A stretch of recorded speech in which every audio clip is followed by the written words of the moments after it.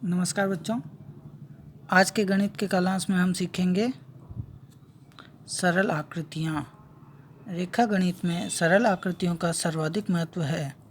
आइए हम पूर्व प्राथमिक एवं प्राथमिक स्तर में काम में आने वाली कुछ गणितीय आकृतियों को परिभाषा एवं चित्रों के माध्यम से समझते हैं। एक एक आकृति को उसकी परिभाषा और उसके चित्र के माध्यम से समझेंगे। सबसे पहले आकृति समझते हैं बिंदु।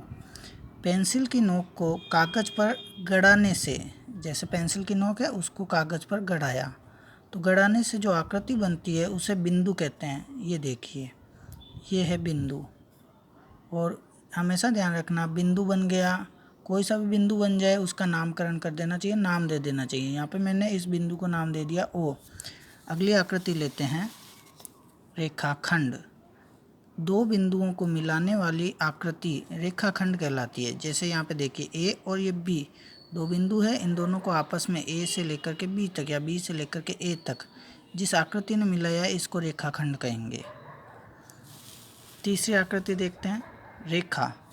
एक बिंदु से प्रारंभ होकर चलने वाली आकृति जो दोनों तरफ आगे बढ़ती है उसे रेखा कहते हैं। यहाँ चित्र में देखिए, आपको अच्छे से समझ में आएगा।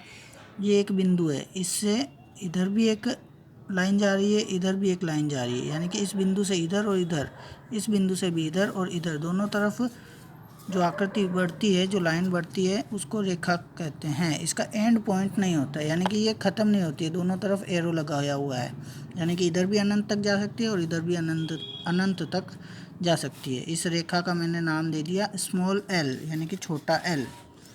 अगली आकृति देखते हैं वक्र रेखा। जैसे ये रेखा पड़ी वैसे ही ये वक्र रेखा है, इसमें ज़्यादा कुछ नहीं है। इसमें बीच वाली लाइन जो है वो टेढ़ी मेढ़ी होती है।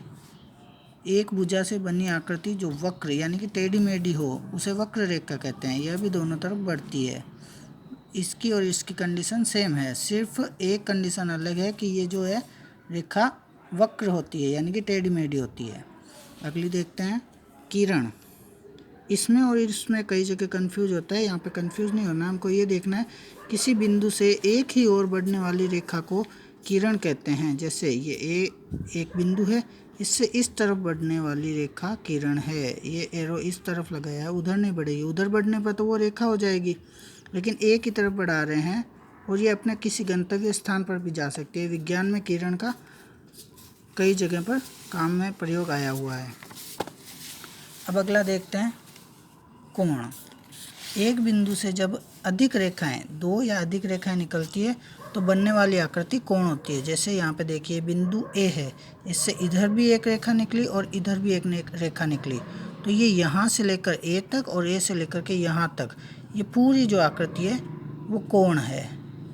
और ये कोण का ये सिंबल है, इस तरीके से करके बता दिया जाता है कि यहाँ पर इस कोण को पढ़ा जाना है।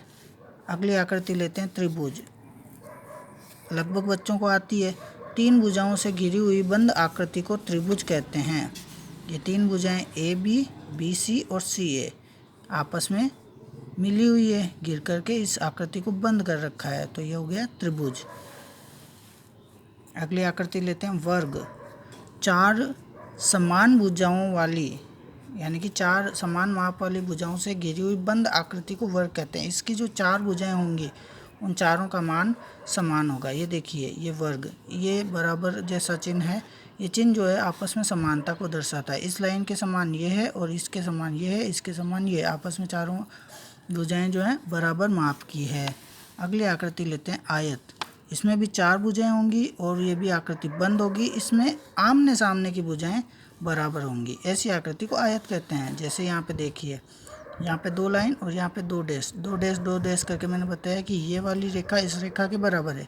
इधर ये एक डैश और इधर ये एक डैश, ये बता रहा है कि ये दोनों रेखाएं आपस में समान माप की है।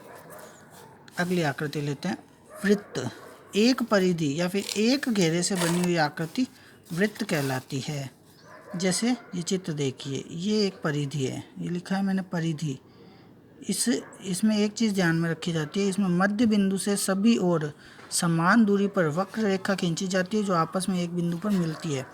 जैसे ये केंद्र बिंदु है ना, मध्य बिंदु, इससे यहाँ तक, यहाँ तक, यहाँ तक, यहाँ तक, किसी भी तरफ जाओ ये दूरी समान होगी। और यहाँ से अगर शुरू करते हैं तो वापस घूम करके यहीं पे आना है दूरी समान रखते हुए। तो वापस यहाँ पे आकर के मिलेगी तो ये परिधि बन जाएगी और ये जो पूरी आकृति होगी वो वृत्त बन जाएगी। इसके उदाहरण होते हैं जैसे सिक्का हो सकता है, चूड़ी हो सकती है। अब इसके मिलती जुलती, इससे थोड़ी सी समांतर आकृति वो होती है गोला। इसमें बच्चे कई बार कंफ्यूज हो जाते हैं, इसमें कंफ्यूज नहीं होना है। इसमें थोड़ा सा ध्यान रखना है कि समान माप की अनेक परिधियों या घेरों से बनी हुई आकृति जो होती है वो गोला कहलाती है। इसमें ये देखो परिधियाँ एक से अधिक है, 2, 3, 4, 5 कितनी भी बना करके दर्शा सकते हैं, अनंत हो सकती है। जैसे गोला में जैसे इसके उदाहरण हो जाएंगे गेंद, संतरा, पृथ्वी आदि, क्योंकि उसमें एक घेरा नहीं होता है। एक घेरा इधर से भी हो सकता है, इधर से भी हो सकता है, इधर से भी हो सकता है, इधर से भी हो सकता है। तो मैं सोचता हूँ आज का ये जो सरल आकृतियों वाला जो लेसन है हम सबके समझ में आया होगा। धन्यवाद।